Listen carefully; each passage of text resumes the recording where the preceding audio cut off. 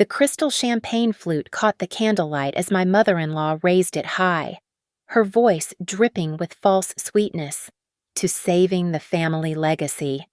The lawyer beside her shuffled papers that would erase me from everything, but beneath my plate, hidden under the turkey recipe card my late father-in-law had left, a strange sequence of numbers shimmered into view. In that moment, I understood he'd left me a way to fight back, and I had exactly one night to turn the tables. My name is Natalie Pierce, and I should have known something was wrong when Evelyn insisted on using the Waterford crystal for Thanksgiving dinner. In the 3 years since I'd married Lucas, his mother had never once brought out the heirloom set, not for Christmas, not for her own birthday, not even when the governor's wife came for the harvest festival. But there she stood at 4:30 p.m., directing the staff like a general preparing for battle, each piece of silver polished to mirror brightness. "The turkey needs to rest another 20 minutes, she announced, though I could see the kitchen timer still showed 40. We wouldn't want to rush perfection, would we? Natalie, I forced a smile, adjusting the cranberry arrangement for the 3rd time. The Hartwood Estates dining room gleamed with old money mahogany panels that had witnessed 5 generations of Hart family gatherings, oil portraits watching us with eyes that seemed to follow every movement. Lucas squeezed my shoulder as he passed, heading to the wine cellar at his mother's command.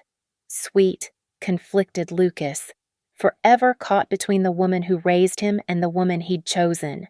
The doorbell's chime cut through Evelyn's supervision of the table settings. "Oh, that must be Mr. Whitmore," she said, too casually. I completely forgot to mention our family attorney needed to stop by. Something about year-end paperwork. My data analyst instincts, honed by 3 years at Northway Ledger detecting financial fraud patterns, immediately fired warning signals. Lawyers don't make house calls on Thanksgiving for routine paperwork. I watched Whitmore enter, briefcase in hand, his gray suit as severe as his expression. He nodded to me with what looked suspiciously like pity. "Just a few documents to review before dinner," Evelyn cooed, guiding him to Richard's former study. "Estate planning matters. You understand." Richard. My father-in-law had been gone 2 months now, taken by a swift battle with pancreatic cancer that left us all reeling. He'd been the only Hart who'd truly welcomed me, who'd seen past my lack of pedigree to appreciate my analytical mind. "Numbers don't lie, Natalie," he'd told me last spring, teaching me to read the vineyard's financial statements. "People dress them up, manipulate them, hide them, but numbers always tell the truth if you know how to look." As relatives filtered in Evelyn's sister Margaret, Lucas's cousins from Philadelphia, the usual cast of Hart family holidays, I noticed how they avoided my eyes. Margaret actually patted my hand when she passed, murmuring, "You're so strong, dear." The dining room filled with the sounds of gathering family, but underneath the chatter, I felt the walls closing in. Evelyn had positioned me at the far end of the table, opposite her throne-like seat at the head. Lucas sat to her right, the heir apparent's position. When I lifted my plate to adjust my napkin, something caught a recipe card tucked beneath. Face down. Richard's handwriting. Traditional Hart family turkey. But why would this be under my plate before we begin? Evelyn's voice rang out, commanding instant silence. "Mr. Whitmore has something to share with us all, about securing our family's future." Whitmore stood, unfolding documents with practiced precision. "The Hart Family Trust has been restructured to protect the estate's assets and ensure the vineyard's continuation for future generations. Mrs. Evelyn Hart will serve as sole trustee, with complete discretionary power over all distributions and decisions." The words hit like ice water.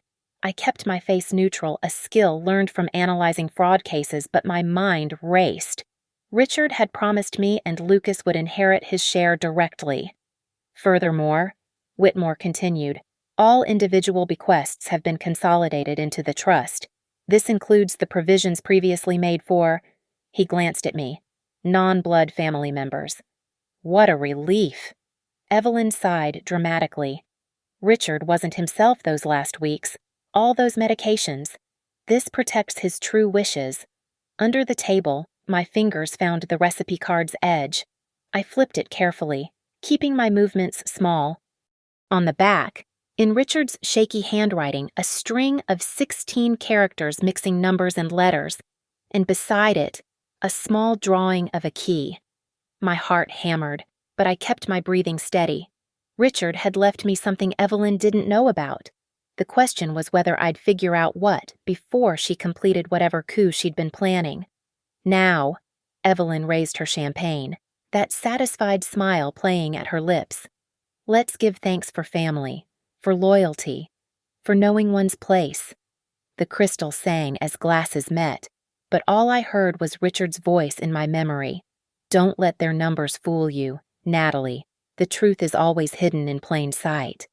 The champagne turned bitter on my tongue as memories flooded back not of this cold mansion, but of red rock canyons and endless Arizona skies.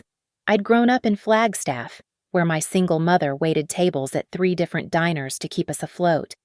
No trust funds, no family estates, just determination and a gift for seeing patterns others missed.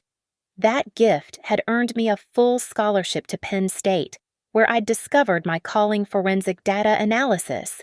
Northway Ledger had recruited me straight from graduation. You see the story numbers tell, my supervisor had said after I'd uncovered a multi-million-dollar embezzlement scheme hidden in innocuous expense reports. Most people just see digits. You see intentions. Lucas had wandered into my life at a financial conference in Philadelphia. He'd been there representing Hart Vineyards, fumbling through a presentation about sustainable agriculture investment. I'd helped him restructure his entire pitch during a coffee break, and he'd looked at me like I'd hung the moon. You make everything clear, he'd said. With you, I don't feel lost. Our wedding 2 years later had been small, my choice, though Evelyn had pushed for a Hart family spectacle. Natalie prefers intimacy to ostentation, Richard had defended, winking at me. Smart girl. Ostentation is just expensive camouflage. Richard.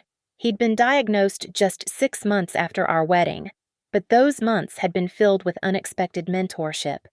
While Evelyn traveled to her various charity boards and Lucas managed the vineyard's daily operations, Richard would call me into his study. Look at this, he'd say, spreading out financial statements, trust documents, accounting ledgers dating back decades. See how the money really moves. He'd taught me to read the Hart family finances like a map of power. The estate wasn't just property. It was a complex web of holdings, investments, and most importantly, control. Evelyn thinks I don't notice, he'd confided one afternoon. How she's been meeting with Whitmore. How she questions every provision I've made for you and Lucas. She believes blood is everything. But family, he'd tapped his temple. Family is about who sees clearly when the fog rolls in. 3 weeks before he died, Richard had pressed something into my palm during Sunday dinner, a recipe card. My grandmother's turkey recipe, he'd said loudly, for Evelyn's benefit. Then, quieter. Don't let their numbers obscure the truth. Natalie. I'd thought he was delirious from the morphine. Now, sitting at this hostile table, I understood. He'd known what Evelyn would do.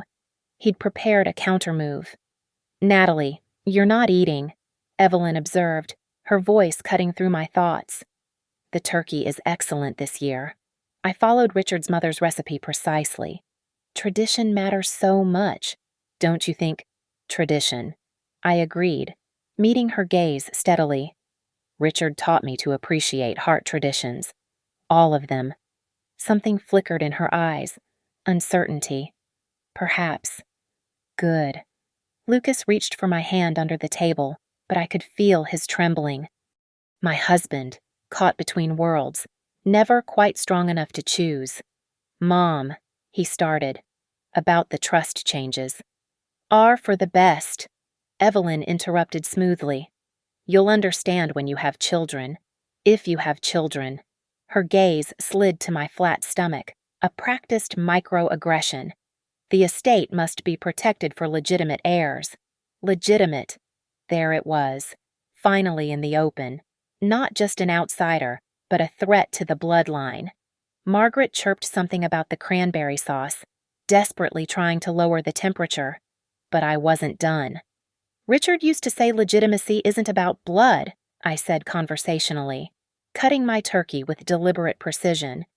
He said it's about understanding value, real value, not just the kind you can manipulate on paper. Whitmore shifted uncomfortably. Evelyn's knuckles whitened around her fork. Speaking of which, I continued, Mr. Whitmore, these trust modifications, they were executed when Richard was quite ill those last weeks. All properly handled, he said stiffly. Mrs. Hart had power of attorney. Of course, I smiled, the kind of smile I used when I'd found the thread that would unravel a fraudulent scheme. Richard always said proper documentation was essential. Every signature, every date, every witness. He was meticulous about that. Under my palm, the recipe card felt like a loaded weapon. 16 characters. A key symbol. Richard's final move in a game I was only beginning to understand. But I understood enough to know this Evelyn Hart had made one crucial error. She'd assumed the girl from Flagstaff, the girl without breeding or background, wouldn't know how to fight back. She'd never been more wrong. The supplemental codicil to Richard's will, Whitmore continued, pulling out another document, transfers temporary oversight to Mrs. Hart to ensure the preservation of Heartwood Vineyards agricultural enterprise. Given the complex nature of the business and recent market volatility, when was this signed? I interrupted, my voice steady despite the rage building in my chest. Whitmore consulted his papers. September 15th. I nearly laughed. September 15th. Richard had been intubated on September 12th. I'd spent every hour at his bedside. Lucas could confirm that. But I kept my expression neutral, filing this ammunition away. How thorough, I murmured, taking a careful sip of wine. And I assumed there were witnesses to Richard's signature. The standard requirements were met, Whitmore said. But his eyes darted to Evelyn. She stood abruptly, every inch the matriarch. Perhaps we should postpone the business discussion until after dinner. This is a family gathering, after all. But that's just it, I said, remaining seated. According to your new documents, I'm not family. So shouldn't I understand exactly what I'm being excluded from? Lucas finally found his voice. Mom, this isn't right. Dad wanted...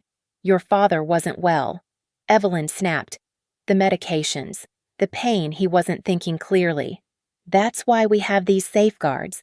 To protect the family legacy from impulsive decisions. Impulsive, like choosing to include me. Margaret's husband, Harold, cleared his throat. Perhaps we should review the actual provisions. Transparency prevents misunderstandings. God bless Harold, the accountant who'd never met a document he didn't want to examine. Whitmore looked to Evelyn, who nodded tightly. The core provision establishes Mrs. Evelyn Hart as sole trustee with complete discretionary power over all distributions, the vineyard operations, the estate properties, the investment portfolios all consolidated under trust management. And Lucas, I asked, will receive distributions at the trustee's discretion. And me? Silence. I see. I stood slowly, placing my napkin beside my plate with deliberate care. May I review the documents Richard always insisted I understand any papers affecting our family's future? Evelyn's smile was razor sharp. I hardly think that's necessary. Mr. Whitmore can explain anything you need to know. Actually, Harold interjected, Natalie has a point. As Lucas's wife, she has certain statutory interests that might be affected, which is why we included the spousal waiver. Whitmore said quickly. Too quickly. I froze. What spousal waiver? He shuffled papers again. The one you signed in August. I signed nothing in August. My voice could have cut glass. In August, I was coordinating Richard's transfer to hospice care. I have your signature right here. Then you have a forgery. The room went silent except for the grandfather clock's ticking. Evelyn's face had gone pale, then flushed. "How dare you?" "I dare," I said quietly, "because Richard taught me about paper trails, real ones versus fabricated ones. The metadata tells stories, ink analysis reveals timelines, and I work for a firm that specializes in forensic financial investigation." I pulled out my phone. Photographing the signature page, Whitmore reluctantly showed me. This should be interesting. My signature from August, when I exclusively used blue ink because Richard said it photographed better for medical forms. Yet this is clearly black. Lucas stood beside me. Finally. "Mom, what did you do?" "I protected our family," Evelyn hissed. "From her. From someone who would take everything we've built." "Everything Richard built," I corrected, "and wanted to pass on according to his actual wishes. Not this," I gestured at the papers, "fabrication." The recipe card seemed to burn in my pocket. 16 characters, a key symbol, Richard's true safeguard, whatever it was. "You know what?" I said, gathering my coat.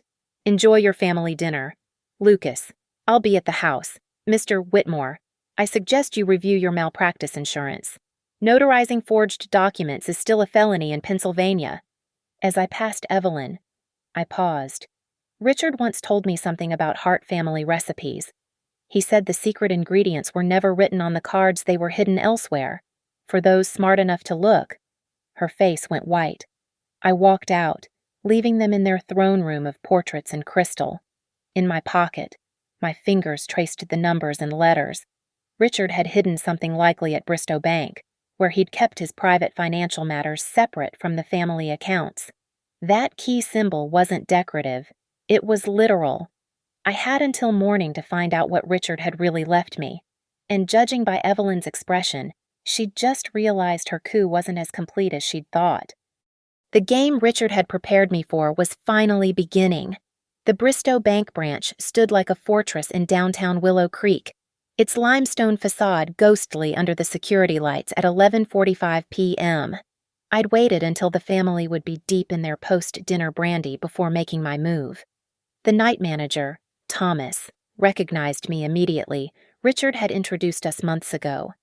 "Mrs. Pierce," he said, surprised. "We're about to close." "But Richard left something for me," I said simply, showing him the recipe card. "Box number matches this sequence." Thomas studied the 16 characters, his expression shifting from confusion to recognition. That's from our legacy vault. Mr. Hart's been renting that box since 1992, but it requires dual authorization. He listed me as co-authorized, I guessed. Last July. Said to expect you alone, at an unusual hour, possibly distressed. Thomas's eyes softened. "He said you'd have the second key." The second key? I looked at the recipe card again, at the tiny key symbol, not a drawing, a watermark. I held it up to the light, and there it was embedded in the paper itself, a micro-printed number sequence, 57291. I read aloud. Thomas nodded. "Follow me." The vault was a cathedral of steel and silence. Box 1629 sat in the corner, requiring 2 keys, Thomas's master and my code. Inside, 3 items that made my hands shake. First, a USB drive labeled "For Natalie the Truth." Second, a document I recognized from my financial forensics training, a springing trust. The kind that activated under specific conditions in this case. Evidence of coercion, fraud, or undue influence regarding the estate. If triggered, it transferred Richard's personal assets and Hartwood estate to me as trustee for future Hart grandchildren, bypassing Evelyn entirely. Third, a manila folder containing bank statements I'd never seen. An account in Evelyn's name, showing large withdrawals every few weeks for the past year. The memo lines were damning: estate planning consultation, document preparation, witness services. The dates clustered around Richard's hospitalizations. She'd been paying people, creating her paper trail while Richard fought for his life. Thomas diplomatically looked away as I photographed everything. "Mr. Hart said you might need our conference room. It has a computer. if you need to review digital files. The USB drive contained Richard's video diary, dated 2 weeks before his death. His face was gaunt, but his eyes were sharp. "Natalie," he began, his voice stronger than I'd heard it those final days. "If you're watching this, Evelyn has made her move. She's been planning this since your wedding, when she realized I intended to leave you and Lucas the estate directly. She couldn't bear the thought of Hart assets passing to someone she considers an outsider." He coughed, then continued. "The turkey recipe card contains more than box numbers. It's a cipher for the transfer authorization code. Each spice measurement corresponds to a digit. Teaspoon is 1, tablespoon is 2, cup is 8. The spices themselves are the sequence order. Sage first, rosemary second, and so on." My data analyst mind immediately began decoding. Sage, 2 teaspoons, 2 1. Rosemary, 1 tablespoon, 2. Thyme, 3 teaspoons, 111. The springing trust activates when you present evidence of fraud along with this code to both Bristow Bank and my personal attorney, not Whitmore, but Sandra Chen at Merritt and Vale. She has the sealed duplicate originals, notarized and witnessed before I entered the hospital. Richard leaned closer to the camera. "Evelyn paid Whitmore $50,000 to create false documents. I have the canceled checks. She had her sister's husband, Gregory, forge your signature. He's done it before for tax documents." "That's a federal crime. By the way, the video contained 40 minutes of evidence-recorded phone calls, photographed documents, a systematic dismantling of Evelyn's scheme. Richard had been investigating his own wife while dying. One more thing," Richard said near the end.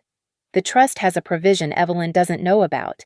If she attempts to contest it or makes any claim of mental incompetence, a full forensic audit triggers automatically. Given what that audit would reveal about her personal accounts and certain vineyard inconsistencies, she won't contest." He smiled then, the fox-like grin I remembered from better days. "You're the daughter I chose. Natalie, blood doesn't make family, trust does. And I trust you to protect what really matters, not the money or the estate, but the truth. Make her face it." The video ended. I sat in the fluorescent silence, the weight of Richard's revenge settling on my shoulders. He hadn't just left me an inheritance, he'd left me a fully loaded weapon. I checked my phone. 12:47 a.m. 3 missed calls from Lucas, 1 from Evelyn. Time to call Sandra Chen at Merritt and Vale. Time to activate a dead man's checkmate. Tomorrow's dessert course would be more dramatic than Evelyn's carefully orchestrated dinner. Richard had made sure of that. Back at our cottage on the estate grounds at 2:15 a.m., I transformed the dining table into a war room. 3 years of forensic analysis at Northway Ledger had taught me that financial crimes were like spider webs. Pull one thread, and the entire structure reveals itself. I started with Evelyn's secret account, building a timeline on my laptop. Every withdrawal corresponded to a document in the forged trust papers. $50,000 to Whitmore on September 10th, 5 days before Richard's supposed signature. $20,000 to Gregory, Margaret's husband, on August 28th, the date of my forged spousal waiver. $15,000 to someone named Patricia Morse on September 16th. She'd witnessed the codicil. The pattern was damning, but patterns weren't enough. I needed the story the numbers told, cross-referencing the bank data with Richard's video testimony. I built a visualization that would make the jury of family opinion convict Evelyn in minutes. Color-coded arrows showed money flowing from her personal account funded. I discovered, by systematic skimming from the vineyard's operating expenses to each conspirator, the timeline overlay proved Richard couldn't have signed anything. Medical records showed he'd been on a ventilator. Lucas found me at 4 a.m., surrounded by printed charts and legal documents. "Natalie, Mom's been calling." He stopped, seeing my command center. "What is all this?" I handed him Richard's USB drive. "Your father's real last wishes." "You need to watch this." For 40 minutes, Lucas sat in silence as his father demolished his mother's carefully constructed facade. I watched his face cycle through disbelief, anger, and finally, a kind of exhausted clarity. She paid them, he said numbly. She actually paid people to steal our inheritance. Not steal, I corrected, pulling up the springing trust document. Attempt to steal. Your father was smarter than she knew. Lucas read the trust provisions, his expression hardening with each paragraph. This gives you complete control if fraud is proven. As trustee for our future children, your father didn't disinherit you. Lucas, he protected you from her. We don't have children yet. I touched my stomach lightly. I was waiting until after Thanksgiving to tell you. About 8 weeks along. Lucas's eyes widened, then filled with tears. Dad knew. I told him the day before he entered hospice. He said timing was everything in both wine and revenge. My phone buzzed Sandra Morrison from Merritt & Vale, returning my call despite the early hour. Mrs. Pierce, I've been expecting you, she said. Richard said you'd call at an unusual time with a recipe problem. The turkey's been decoded, I said, using Richard's predetermined phrase. Then we proceed immediately. Can you bring the evidence to my office at 8 a.m.? We'll need to file before the probate court opens. After hanging up, I turned to Lucas. There's something else. Your mother's been embezzling from the vineyard for years. Small amounts, but consistent. The audit will destroy her social standing. Lucas was quiet for a long moment. She chose this when she forged those documents. I pulled up one more file, my masterpiece. I've mapped every fraudulent transaction, every forged signature, every paid conspirator, but I want to give her one chance to surrender gracefully. Tomorrow's dessert gathering, she's invited the extended family to sign the consolidation papers. Instead, she'll face a choice: acknowledge the fraud and step aside, or have everything exposed, including potential criminal charges. She'll never admit it voluntarily. She will if the alternative is federal prison. Gregory crossing state lines to forge documents makes this interstate fraud. The FBI would be very interested. Lucas pulled me close. I'm sorry I didn't see it sooner. Didn't protect you from her.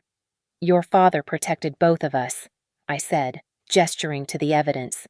He turned her weapons against her. Every document she forged, every bribe she paid, he was watching, recording, preparing. I opened my laptop to the Heartwood Estates financial portal Richard had given me his master credentials months ago. For emergencies. Using the decoded turkey recipe authorization, I initiated a lock on all estate accounts, preventing any transfers without dual approval. What are you doing? Ensuring she can't move assets before tomorrow. Your father called it freezing the bird.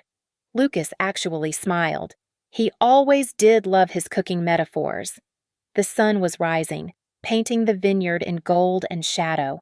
In a few hours, Evelyn would discover her carefully orchestrated coup had been countered by the man she'd underestimated and the woman she'd dismissed.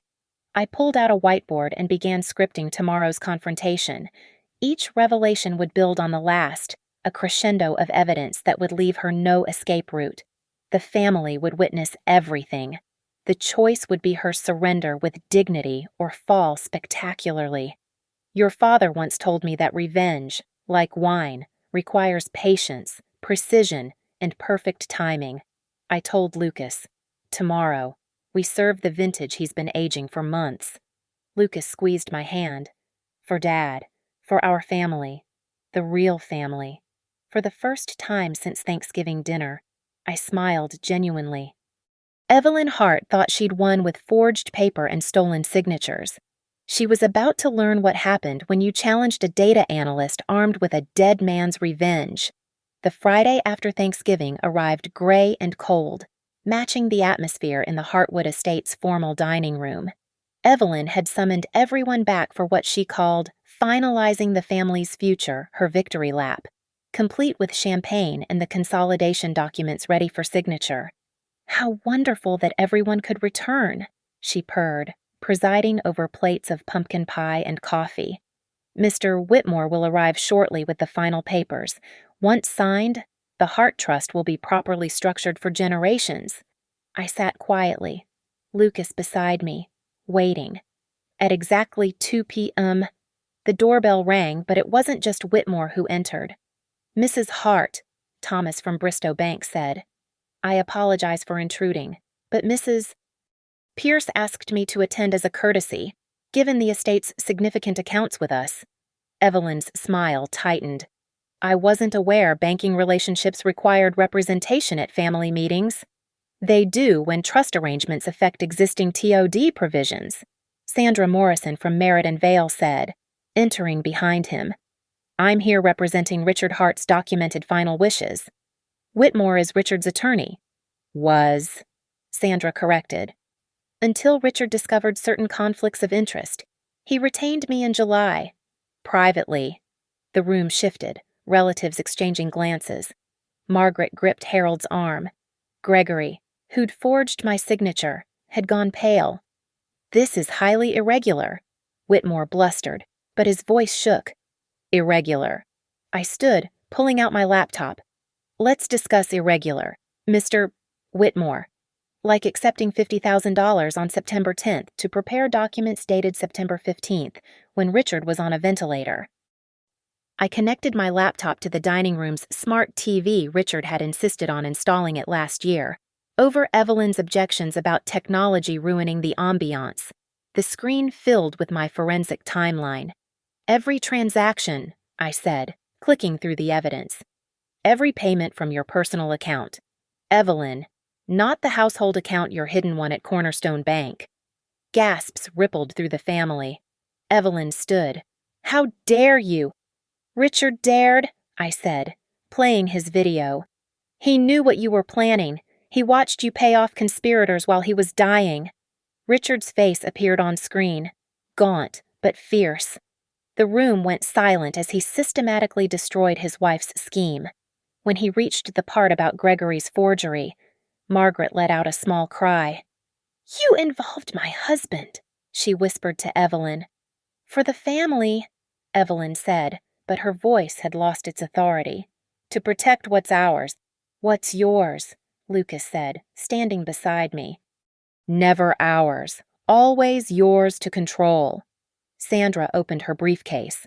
"The springing trust Richard created activates under these exact conditions evidence of fraud, coercion, or undue influence, which Mrs. Pierce has thoroughly documented. That trust can't be valid. Signed, witnessed, and notarized on July 20th. Sandra continued, "When Richard was completely competent, unlike your September documents." Thomas cleared his throat.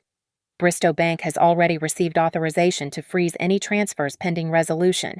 The turkey recipe authorization code was properly submitted at 12:47 this morning." Evelyn's face had gone from red to white. "The turkey recipe." I held up the card. "Sage, 2 teaspoons. Rosemary, 1 tablespoon. Every spice, every measurement a number in the transfer code. Richard embedded his revenge in your precious family tradition." "This is entrapment." "This is justice," Sandra said. "And you have a choice, Mrs. Hart. Sign the acknowledgement of fraudulent documentation and transfer trusteeship peacefully, or we file criminal charges Monday morning. Interstate fraud, since Gregory crossed state lines. FBI jurisdiction." Whitmore was already backing toward the door. "I had no knowledge." "Sit down," Sandra commanded. "You're a witness now, not an attorney. Your bar review will be fascinating." I pulled out the final document, Richard's real will, leaving everything to Lucas and me as trustees for the next generation, including this. I touched my stomach lightly. His first grandchild. The room erupted. Congratulations mixed with condemnations. Margaret was crying. Harold was studying the financial projections, muttering about embezzlement statutes. Evelyn sank into her chair, aging years in seconds. He planned this. Every detail, I confirmed. While you planned your coup, he planned his counterstrike. He knew you'd move during Thanksgiving. You always did prefer an audience for your victories. I was protecting the family legacy.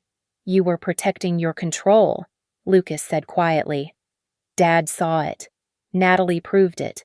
And now everyone knows it. Sandra placed 2 documents before Evelyn. Option A, sign the acknowledgement and transfer. Keep your dignity, your freedom, your place in the family, just not your throne. Option B, federal investigation, asset forfeiture, and explaining to your country club why you're wearing an ankle monitor. The grandfather clock ticked 30 times before Evelyn picked up the pen. Fine, she whispered. She signed both documents, her signature shaking but legal. Sandra notarized them immediately. Thomas witnessed, and I accepted the transfer of trusteeship with Lucas's hand in mine. The Hart Family Trust is now properly administered, Sandra announced. Mrs. Pierce will serve as primary trustee, with full authority over all distributions and decisions.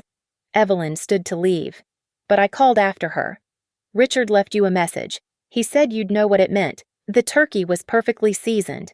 She flinched as if slapped, then walked out. Her empire collapsed in the span of one dessert course.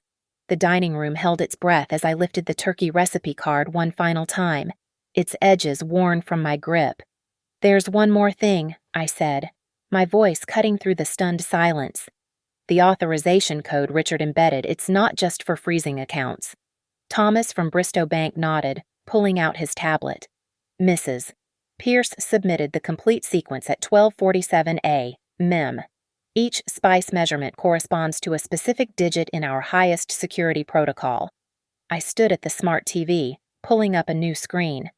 Sage, 2 teaspoons, that's 2, 1. Rosemary, 1 tablespoon, 2. Thyme, 3 teaspoons, 1, 1, 1. Marjoram, 1 cup, 8. My fingers traced the pattern Richard had taught me to see. Continue through all 12 spices, and you get the master override code for the Hart family TOD accounts. Todd, Margaret whispered. Transfer on death, Harold explained, his accountant's mind already calculating. Accounts that bypass probate entirely. Sandra Morrison smiled tightly. Richard established these accounts in 1995, updating beneficiaries annually, until last July, when he locked them with a 2-factor authentication system. The recipe card was Factor 1. What's Factor 2? Whitmore asked, despite himself. I pulled out the USB drive. His video testimony, containing a verbal passphrase spoken at minute 37. Would you like to hear it? Evelyn. She stood frozen by the doorway, her hand on the frame. On screen. Richard's voice rang clear. The Spring Trust activates with evidence and authentication. The authentication is my voice saying, Natalie Pierce Hart is the true heir to Hartwood's legacy. The tablet in Thomas's hands chimed. Authentication confirmed. The TOD accounts totaling $8.7 million transfer immediately to Natalie Pierce as trustee for future Hart descendants. 8.7. Gregory choked on his coffee.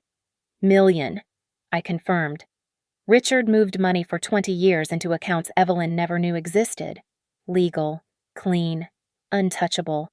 Every time she skimmed from the vineyard for her personal account, he matched it triple in the TOD holdings. Evelyn turned, her face alabaster. He couldn't have, every Wednesday at 4 p.m., I continued.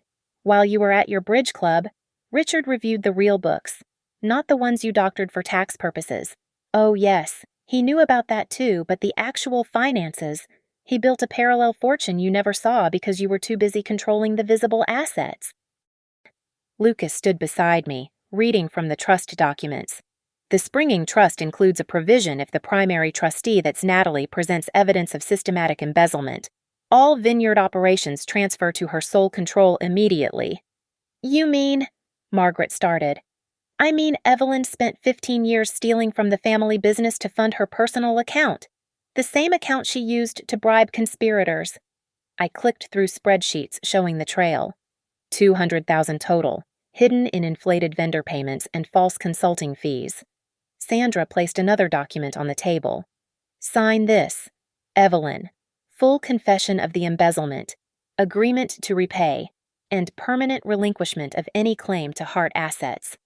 If I don't, IRS Criminal Division, they're particularly interested in tax fraud involving agricultural subsidies. The room watched Evelyn crumble. Her empire, built on forged paper and stolen funds, collapsed under the weight of Richard's patient documentation. But I wasn't done. The recipe itself, Richard's final joke, the measurements decode to more than account numbers, their GPS coordinates. I pulled up a map on screen. 39 degrees, 57 minutes north, 75 degrees, 10 minutes west. The exact location of a safety deposit box at First National in Philadelphia. Richard left something there for the grandchild he knew was coming. From my bag, I produced a small key cut from the watermark in the recipe card itself. He embedded the key pattern in the paper, said any good forensic analyst would see it. Evelyn's legs gave way. She sank into the nearest chair. He knew about the baby before you made your move. He knew everything. Evelyn, your meetings with Whitmore, your payments to Gregory, your plans for Thanksgiving. He let you proceed because it guaranteed you'd convict yourself. Thomas stood.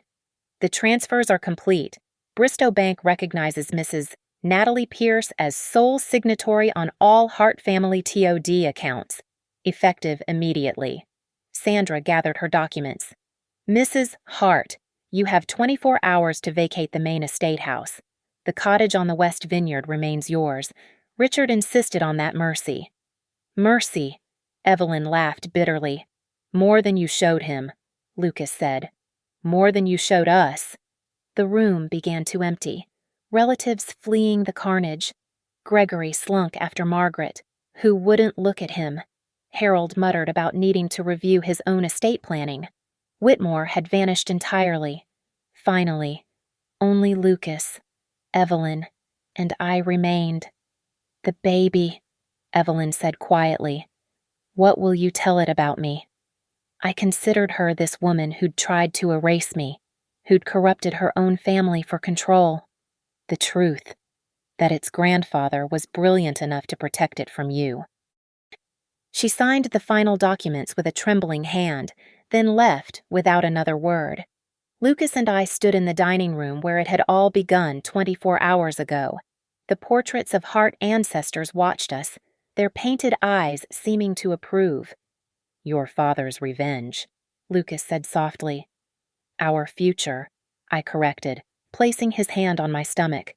Free from her poison. I picked up the turkey recipe card one last time, then locked it in my briefcase. The 16-character code, the GPS coordinates, the embedded key, Richard's perfect recipe for justice, served cold on the day after Thanksgiving. The grandfather clock struck 4 p.m. as the last of the papers were signed. Sandra Morrison packed her briefcase with the efficiency of someone who'd just orchestrated a legal massacre. Thomas from Bristow Bank shook my hand, a gesture of respect from one numbers person to another. Your father-in-law would be proud, he said quietly. He chose his champion well. After everyone left, Lucas and I stood alone in the estate's grand foyer. The portraits, the crystal, the mahogany panels, all of it ours now. But more importantly, protected for the child growing inside me. We should check the Philadelphia deposit box, Lucas said. See what else Dad left. Monday, I replied, exhausted but victorious. Today, we reclaim our home. We walked through each room, removing Evelyn's touches, the gaudy gold frames she'd added, the pretentious sculptures that screamed new money trying to look old. In Richard's study, I found his favorite photograph tucked behind larger frames, Lucas and me at our wedding, Richard between us, his arms around both our shoulders, no Evelyn in sight. He loved you, Lucas said, seeing it. Really loved you, like a daughter. He saved us, I corrected, pulling out the recipe card one final time, with poultry seasoning and a paper trail. That evening, as moving trucks arrived to pack Evelyn's belongings, I stood in Richard's wine cellar. Each bottle told a story of patience, years of waiting for the perfect moment to open. Like Richard's revenge, aged to perfection.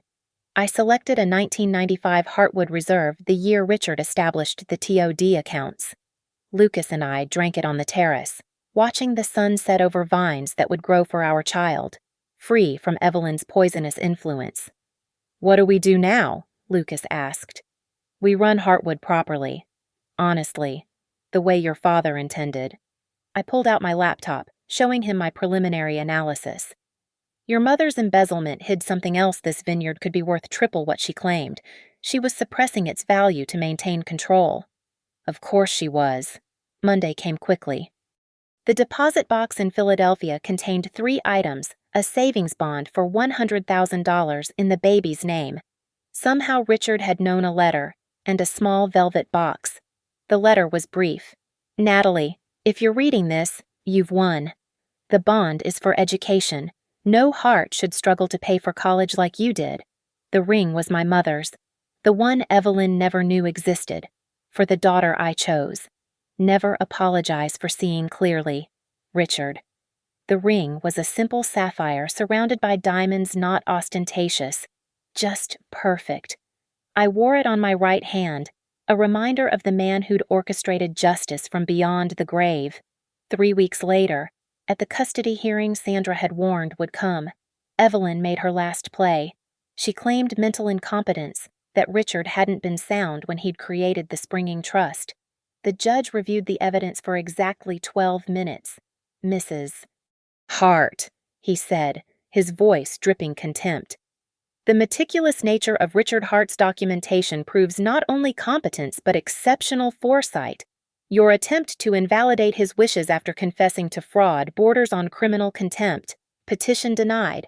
The existing trust stands. As promised in Richard's video, the mental incompetence claim triggered a full forensic audit.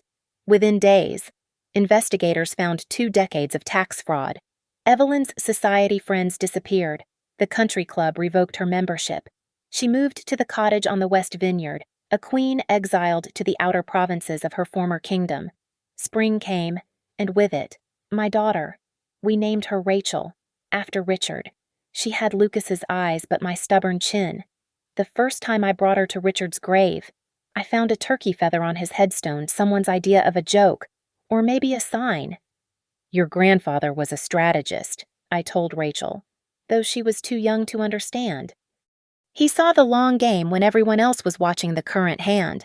Lucas found peace in the honesty of our new life. The vineyard flourished without Evelyn's interference. We hired professionals, not her sycophants. We paid fair wages, not inflated bribes. The truth, as Richard had said, was always in the numbers. On Thanksgiving the following year, we hosted dinner in the main house. Margaret came, having divorced Gregory after the fraud revelation. Harold brought his new forensic accounting partner, apparently. Our story had inspired him to change careers. Even Thomas from Bristow Bank joined us, now a family friend. The turkey was perfect, seasoned according to Richard's recipe minus the embedded codes. As I carved it, Lucas raised his glass. To Richard Hart, he said, who taught us that revenge is a dish best served with proper documentation. Everyone laughed, but I touched the recipe card in my pocket, now laminated, preserved. The 16 characters that had changed everything, the GPS coordinates that led to our future, the key hidden in plain sight. That night, after everyone left, I stood in Richard's study with Rachel in my arms. The portrait Evelyn had banished Richard at his desk, surrounded by ledgers now hung in the place of honor. Your enemies think in quarters, I told my daughter, echoing Richard's words. You think in decades. They plant seeds of deception. You plant trees of truth. I walked to Richard's desk, now mine, and opened the drawer where I kept the original recipe card. But there was something else there, something I'd never noticed. Another card, in Richard's handwriting. The best revenge is a life well lived, now live it. R. I smiled, locked the drawer, and heard the satisfying click of security. Just like the vault at Bristow Bank, just like the trust that protected us, just like the perfect plan of a man who'd loved us enough to wage war from beyond the grave. The Hart family legacy was finally secure, not in blood or birthrights, but in truth, patience, and the perfect seasoning of revenge. Thank you so much for listening to this story. I'd love to know where you're listening from. Drop a comment below and let's connect. If you enjoyed this tale of revenge and family justice, Please subscribe to the channel and share your thoughts about what you would have done in Natalie's situation. Your support means everything, and I can't wait to share more stories with you.